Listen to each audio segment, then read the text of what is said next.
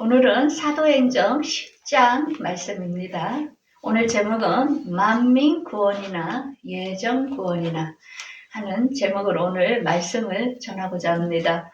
여러분들 마음속에 그동안 예수를 믿으면서 이 문제에 대하여 굉장히 논란이 많습니다. 그래서 초대교회에도 이 설 때문에 이단이 되어 이렇게 핍박을 받기도 하고 죽임을 당하다 하는 그런 엄청난 어떤 교리에 됩니다. 근데 우리가 하나님을 전체를 이해하고 성경을 전체를 보게 되면은 이 대답이 무엇인지를 우리가 발견하게 됩니다.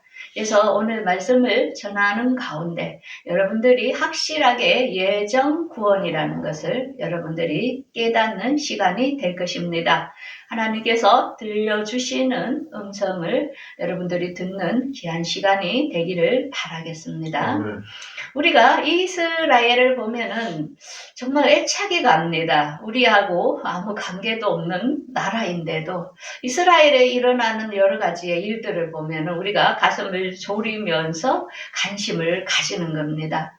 그것은 왜냐 하면은 우리가 하나님께서는 이스라엘이라는 나라를 선민으로 택하셨고 또한 그곳에 제사장직을 부여하셨고 또한 그들에게 율법을 줌으로써 어떤 최고의 장자로서의 그런 일을 담당하게 하셨죠. 그리고 이스라엘에서 예수님이 탄생했으며 그런데 이스라엘 백성들은 그런 예수님을 메시아로 받아들이지 않고 그들이 예수님을 십자가에 못 박혀 죽으면서 예수님은 그 믿지 않는 유대인들은 2000년 동안 나라 없이 온 곳곳에 이렇게 떠돌아 다니다가 1948년 5월 14일 그때 이스라엘이 독립을 하게 되었죠. 2000년 만에 나라를 찾은 이런 기적입니다. 그러면서 앞으로 이스라엘의 중동 전쟁이 예수님 공중 강림하시기 전에 한번 크게 일어날 것이고 그 다음에 예수님 지상 재림하기 전에 아마겟돈 전쟁이 이스라엘에서 일어날 것이 이미 성경에 예언되어 있습니다. 그래서 이 이스라엘에 굉장히 우리가 관심을 가지는데요. 모든 역사, 성경의 역사가 이곳에 주목되어 있고 종말에 대한 것도 이 나라에 일어나는 걸 보면서 우리가 이정표를 알 수 있기 때문입니다. 그래서 이스라엘 백성은 그 2000년 동안 예수님을 알지 못함으로 그들은 떠돌아다니며 지금도 이스라엘은 유대교를 믿음으로 예수님을 메시아로 인정하지 않고 있습니다. 그래서 성경 말씀 로마서 11장 11, 12절에 이렇게 사도 바울은 이야기하지요. 그들이 넘어짐이 계속 넘어지겠느냐? 한마디로 그들이 넘어짐으로 이방인들에게 2000년이라는 기간 동안 구원을 받는 기회가 됐다는 것입니다. 그래서 그들의 넘어짐으로 이방인들에는 구원을 받는 풍성함을 이루었지만은 그렇지만 앞으로 하나님께서는 이 유대인이 돌아오는 마지막 때의 시간이 있다고 말씀하고 있습니다. 그래서 유대인과 이방인이 같이 예수님께 공중재림과 지상재림에 참여할 것을 하나님은 이미 계획해 놓았다는 것입니다.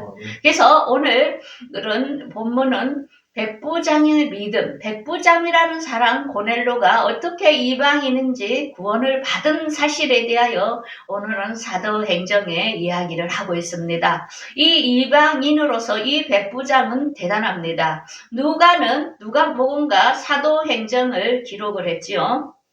그러면서 이 누가는 이 백부장에 대하여 굉장한 관심을 기울였습니다. 그래서 이 백부장은 이방인이었지만 그의 하인이 아플 때에 예수님께 가서 그 하인을 고쳐주도록 했던 아주 선한 사람이었습니다.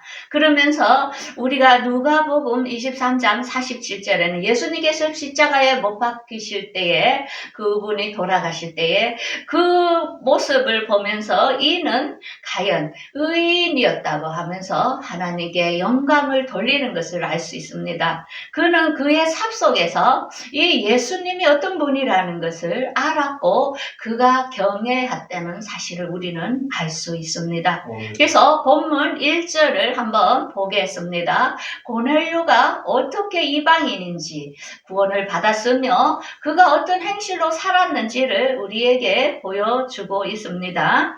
1절 가사라에 고넬로라 하는 사람이 있으니 이달리아 부대라 군대 백부장이라 그가 경건하여 온 지방과 더불어 하나님을 경외하며 백성을 많이 구제하고 항상 기도하더니 그의 삶은 그 온 지방과 함께 경건하게 하나님을 섬기며 그 다음에 그가 구제를 많이 하였다는 것을 알 수 있습니다. 그래서 우리가 이 세상에 살면서 어떤 정부나 나라나 모든 사람들에게 이렇게 얻어먹는 것보다 우리가 열심히 일하여서 구제하는 삶이 얼마나 중요하다는 것을 우리에게 보여주고 있죠. 믿는 자들은 이런 행실이 중요한 거죠. 내가 베푸는 게 훨씬 낫죠. 그 다음에 기도를 들고 있습니다. 기도는 영혼의 호흡입니다. 기도를 하지 않으면 우리가 숨을 못 쉬는 것과 같이 우리가 숨을 못 쉴 때 어떡합니까?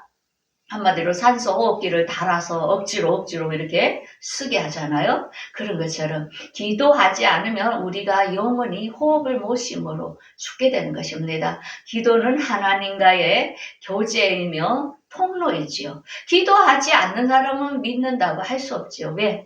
교제가 끊겼다는 것입니다. 어떻게 그가 하나님과 소통이 가능하겠습니까? 그 정도로 이렇게 시간을 정해서 고넬료는 기도를 하는 사람이었다는 것입니다. 그래서 그가 하루는 9시 하면은 이제 오후 3시쯤 되죠. 그때 기도할 때에 한상 중에 하나님의 사자가 들어와서 고넬료야 하고 이렇게 부릅니다. 그러니까 고넬료가 두려워서 주여 무슨 일입니까 하니까 천사가 무엇이라냐면은 기도와 너의 구제하는 것이 하나님께 상달되었다. 그래서 우리가 선행을 행하고 또 기도하는 것에 대해서 낙심할 필요가 없습니다. 때가 되면 하나님께서 그것을 이루신다는 것을 우리가 알 수 있습니다. 그러면서 어떻게 말하냐면 천사는 빨리 너는 요바에 가서 베드로라 하는 시몬을 청하라. 그는 무도장인 시몬의 집에 지금 유숙하고 있다. 이렇게 알려줍니다. 그래서 고넬료는 집안 하인 2명과 자기가 거느리고 있는 부하 1명, 3명을 불러가지고 요바에 이제 보냈지요. 그래서 이제 베드로에게 가서 이렇게 청하도록 이야기를 했죠. 그래서 그들이 이틀길을 이렇게 가서 성에 가까이 갈 때에 그게 또 베드로도 기도하려고 지붕에 올라가니까 6시더라. 12시죠. 12시에 이렇게 밥을 먹잖아요. 보통. 근데 이제 기도를 하러 간 겁니다. 그래서 시장하여 먹고자 하며 사람들이 준비할 때에 그가 이제 그 항원한 중에 하늘이 열리면서 한 상을 보게 됩니다. 그런데 한 그릇이 내려오니 보자기에 이제 4기가 이렇게 묶은 어떤 보자기 안이 이렇게 밑으로 내려오는 것입니다. 그래서 이제 그 안을 이렇게 보니까 땅에 기는 각종 4발 가진 짐승과 기는 것과 공중에 나는 것들아. 그래서 그때 소리가 나면서 그걸 잡아먹으라 하니까 베드로가 뭐라 합니까? 이거는 속되고 깨끗하지 않아서 내가 먹을 수 없습니다. 이렇게 합니다. 그 이유는 뭐냐면은 이스라엘의 율법에 레위기에 보면은 레위기 11장 11절이나 보면은 그 정결한 음식과 부정한 음식이 있습니다. 그래서 하나님께서는 부정한 음식은 먹지도 말고 정결한 음식을 먹도록 이렇게 나눴습니다. 그래서 우리가 레위기 11장을 보면은 우리가 그 젓가락 짱이라죠. 젓가락장. 그래서 제가 이제 식품 영양을 전공해서 영양사인데, 이 식품을 그 말을 보고 분석을 할 때에, 우리가 공부할 때에 무엇을 발견했냐면은, 하나님께서 먹지 말라 하는 음식은 이 콜레스테롤이 굉장히 많이 들어 있습니다. 그래서 돼지고기라든지, 또한 비닐 없는 장어라든지, 우리가 대표적인 것들을 보면은, 기름이 많으면은 피를 탁하게 하죠. 그러다 보면 우리가 혈관이 막히다 보니까 고혈압이나 동맥경화 어떤 그런 게 오기 때문에 이제 먹지 말라는 거죠. 그래서 어떤 햄이라든지 이런 거는 이렇게 암선 그런 가스로 이런 거를 많이 들어가기 때문에 응고시키기 때문에 되도록이면 먹지 말라고. 근데 그게 너무 맛있어서 사람들이 막 이렇게 찾는데, 정말 우리가 이 레위기 11장에 나오는 그 음식만 안 먹어도 장수할 수 있습니다. 그래서 유대인들은 이걸 굉장히 철저하게 지켰던 것입니다. 그런데 그 보자기에는 막 그냥 먹지 말라는 음식이 같이 이렇게 묶어 있으니까 제가 먹을 수 없습니다. 이렇게 베드로가 이렇게 이야기한 겁니다. 그런데 그것을 두 번째, 세 번째까지 계속 이제 먹어라 하니까 이제 먹을 수 없다고 이제 계속 이렇게 이야기하죠. 그러면서 하나님께서는 내가 깨끗하게 한 것인데 너가 왜 안 먹냐 이제 이렇게 이야기하죠. 그러니까 이 말을 그 비유로 말하는데 베드로는 못 알아들은 것입니다. 한마디로 이 음식이라는 게 한마디로 이방인들을 구원할 그 하나님의 의도를 깨닫지 못하고 자기의 기준에 자기의 율법에 이렇게 딱 잣대로 대놓고 있기 때문에 하나님께서 이야기하는 그 말씀을 깨닫지를 못하는 거죠. 그래서 베드로가 이제 그러고 있는 가운데 베드로가 본 바 한상이 무슨 뜻이니 하고 속으로 의아해하고 있을 때에 그 고넬료가 보낸 사람들이 이렇게 시몬 베드로 있는 곳에 이렇게 찾아온 것입니다. 그래서 불러 이르되 베드로라 하는 시몬이 여기 유숙하느냐 하니까 베드로가 그 한상에 대하여 생각할 때에 성령님께서 말씀하시되 두 사람이 너를 찾으니 너는 의심하지 말고 함께 이제 가라. 이렇게 이야기를 하지요. 그래서 우리가 어떤 응답을 받을 때는 같이 응답을 줍니다. 상대방과 또한 그 말을 해주는 사람과 동일해야만이 그 말이 확실하다는 것입니다. 우리가 어떤 사람들이 이렇게 뭐 예언이나 어떤 기도를 받으러 가면은 어떤 그 사람이 얘기하면 그걸 맹목적으로 따르는데 그렇게 하면은 잘못된다는 것입니다. 하나님은 동시에 그 사람도 알아들을 수 있는 환경을 주시고 또한 같이 성령이 같기 때문에 같은 것을 이렇게 해주는 것을 알 수 있습니다. 그래서 우리가 이 사이비에 잘 넘어가는데 그것은 뭐냐면 그들은 사이비 교주의 특징은 반말을 합니다. 반말을. 그러면서 그 사람을 무섭도록 딱 제압을 하는 거죠. 그러면서 자기가 어떤 초능력이 있는 것처럼 내가 꿈에서 너를 봤다.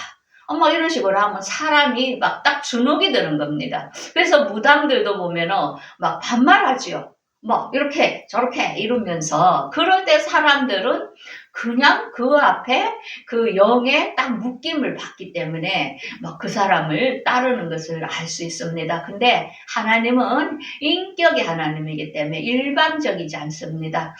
제시하고자 하는 것은 양쪽에 같이 해주는 것을 알 수 있습니다. 그러면서 이제 그들이 이렇게 이야기를 합니다. 자기들이 온 목적에 대하여 백부장 고넬료라는 사람은 의인입니다. 하나님을 경외하는 사람인데요.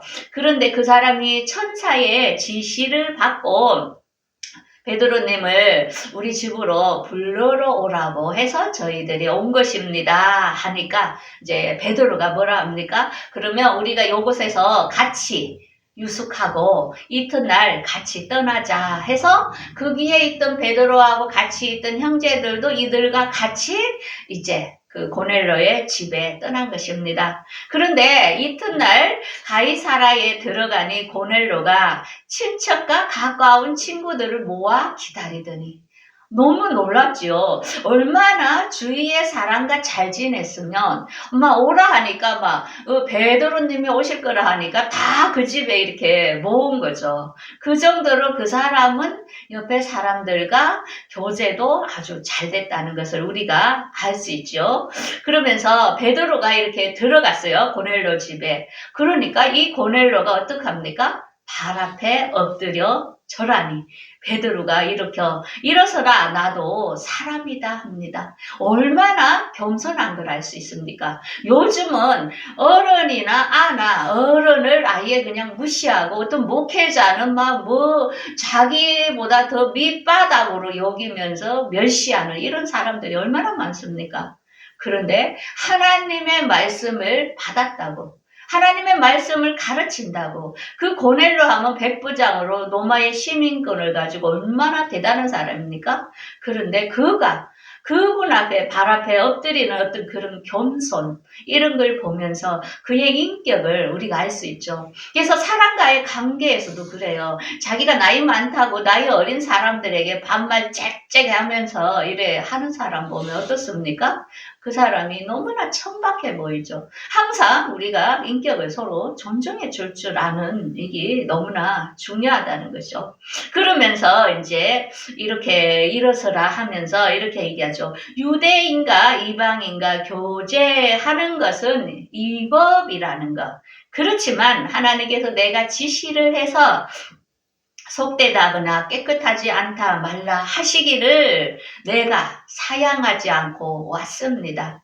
옛날에 유대인들은, 이방인들은 완전히 지옥의 땔감으로 봅니다. 그래서 그들은 유대인들끼리만 지내지 이방인들에게 어떤 유대교를 전하고 그러지 않는다는 것입니다. 그들은 선민이며 그들만 구원을 받았다고 이렇게 착각하고 아주 자존심이 대단한 사람들이죠. 그러니까 어떤 이방인들하고 같이 간다는 것은 말로 할 수 없는, 이거는 법에 어긋나는 거다. 이게 우리가 항상 이 고정관념, 이게 그렇게 배우고 그렇게 인지한 것을 깬다는 것은 너무나 어렵다는 거죠. 오늘날도 마찬가지로 우리가 잘못 배운 것들을, 그것을 부숴낸다는 거, 이 머릿속에 정말 엄청나게 어른들, 엄청난 세상 것으로 가득 찬 인지를, 그것을 다른 걸 넣을 때는 절대 안 들어간다는 것입니다. 그래서 우리가 어릴 때 정말로 바로 하나님의 복음을 가르치는 게 너무나 중요하다는 걸 알죠.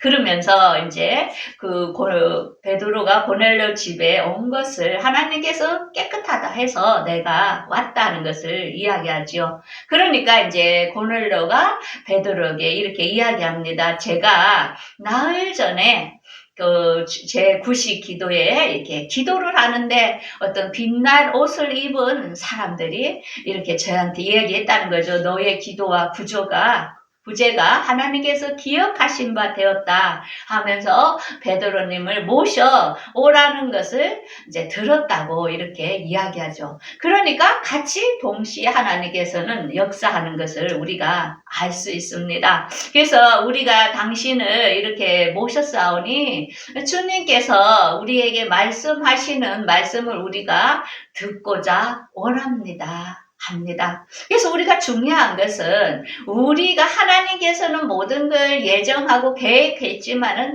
사람을 통하여 일하신다는 것입니다. 그래서 하나님께서는 먼저 택한 사람들에게 말씀을 전해줘야 하는 의무를 줬다는 것입니다. 그래서 우리들 보고 제자 삼아 그들을 가르쳐서, 그들 세례를 주고 가르쳐서 나의 말씀을 지키게 하라는 우리에게 사명을 준 것입니다. 그래서 베드로는 먼저 예수 그리스도의 말씀을 들었기 때문에 이들에게 말씀을 전해야 한다는 거죠. 왜?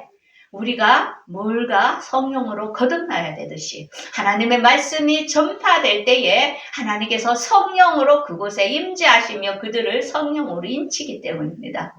그래서 성령을 받는 비결은 뭐냐? 말씀이 던져질 때 하나님께서 강권적으로 역사한다는 것입니다. 그래서 구원은 선물입니다. 내가 노력해서가 아니라 하나님께서 우리를 찾아오시는 거지요. 그래서 하나님께서 베드로가 이렇게 이야기하죠. 하나님은 사람을 애무로 보지 아니하시고 하나님을 경외하는 자를 의로 받으시는 것을 이제 깨달았다 이렇게 하죠. 그러면서 이제 복음을 전하기시죠. 예수 그리스도의 복음을 이제 고넬로 가정에 온 사람들에게 전하는데 곧 요한이 그 세례를 반포한 후에 갈릴리에서 시작하여 유대에 두루 전파된 그것 너희도 알거니와 나사렛 예수께서 성령과 능력을 기름 붓듯 하여 그 두루 다니면서 선한 일을 행하시고 마귀들을 해방시키고 마귀에게 눌린 사람들을 해방시키고 그 다음에 어떻게 합니까?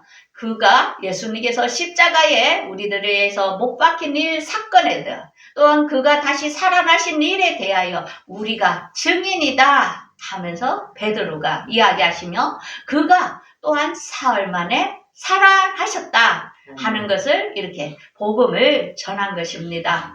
그러면서 모든 백성에게 하신 것이 아니요 오직 미리 택하신 증인 곧 죽은 자 가운데서 부활하신 후 그를 모시고 음식을 먹는 우리에게 하신 것이다. 그러니까 그 많은 것을 모든 사람들에게 한 것이 아니고 먼저 택한 사람들에게 말씀을 먼저 전해 주셨다는 것입니다. 그러면서 우리 하나님께서 우리에게 명하사 백성에게 전도하되 하나님이 살아있는 자와 죽은 자의 재판장으로 정하신 자가 이 사람인 것을 정하게 하셨고 그게 예수님께서는 물론 부활하셨지만 다시 이 다음에 오실 때에 심판자 재판장으로 세우신 것을 하나님께서 이제 정했다는 것입니다. 그러면서 그의 이름을 힘입어 제사함을 받는 자들에게 구원이 있을 것을 베드로가 복음을 전할 때에 이 말을 할 때에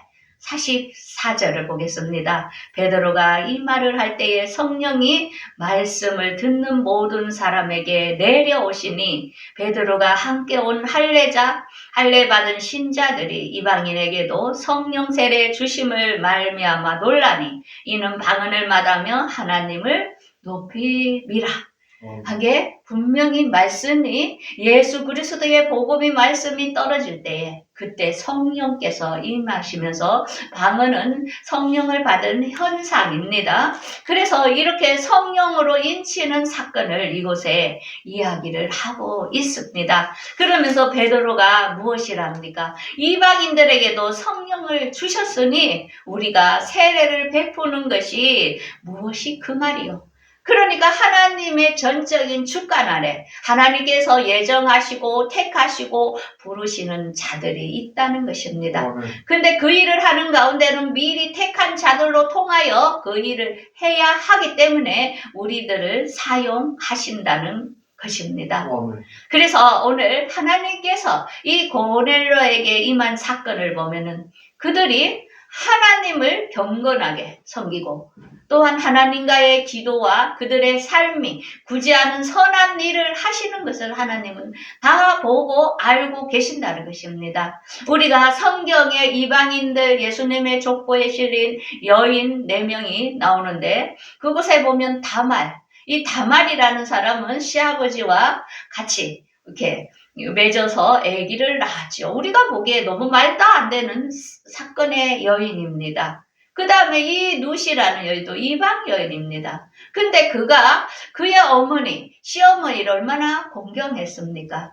그게 우리가 지금 살면서 자기가 보이는 하나님을 그 부모를 공경하지 않는 사람이 어떻게 안 보이는 하나님을 공경하겠습니까? 우리는 그러니까 저 사람이 아무리 하나님을 잘 믿는다 해도 부모한테 불순종하는 그것은 아니라는 것입니다. 보이는 사람에게 하지 못하면서 절대로 할 수 없다는 거죠. 그 다음에 나학 같은 경우는 기생입니다. 그런데 그는 하나님의 말씀을 들을 때에 하나님의 행한 일을 들을 때에 어떻게 했습니까? 그는 하나님을 믿게 되었고 하나님을 두려워하였죠. 그 다음에 이방인인 바세바 어떻습니까? 햇사람 우리아의 아내였잖아요. 근데 다윗과 동침하면서 솔로몬이 낳는 이런 일들을 보면서 우리가 한 사람 한 사람을 보면 이들이 어떻게 구원받을 수 있는 사람이 됐겠습니까? 전적으로 하나님은 어떻습니까? 애모를 보지 아니하시고 그 안에 하나님을 경외함이 얼마나 있는가를 보면서 하나님의 말씀이 던져질 때에 구원을 받는 성령으로 인치는 사건이 있다는 것을 우리가 알 수 있습니다. 그래서 계시록 7장에 보면 14만 4천이 나옵니다. 하나님의 인으로 칠 그 14만 4천에 대해서 이방인과 유대인의 숫자입니다. 거기에는 상징이기 때문에 14만 4천의 수가 아니라 지금 온 세계에 있는 이방인과 유대인에 같이 합세하여 하나님께서 하나님의 인을 치는 자들인데요. 여기에서 12지파 중에서 단지파가 빠졌습니다. 이 단지파는 뱀의 자손으로 지금으로 본인들이 유대인 행세를 하면서 유대인이라 하죠. 근데 그들은 혼혈적을 말합니다. 그러면서 그들은 뱀의 자손, 사탄의 일을 지금 온 세상에 하고 있는 최고의 엘리트 집단이라는 것입니다. 그래서 먼저 하나님은 다 예정해 놓았다는 것입니다. 그 야곱의 12아들 중에 단지파에서 적그리스도가 나올 것을 미리 예정해 놓았다는 것입니다. 그러면서 요셉은 어떻습니까? 요셉은 담장을 넘어 그가 모든 이방인들에게 그가 선한 일을 펼칠 무성한 가지라고 나옵니다.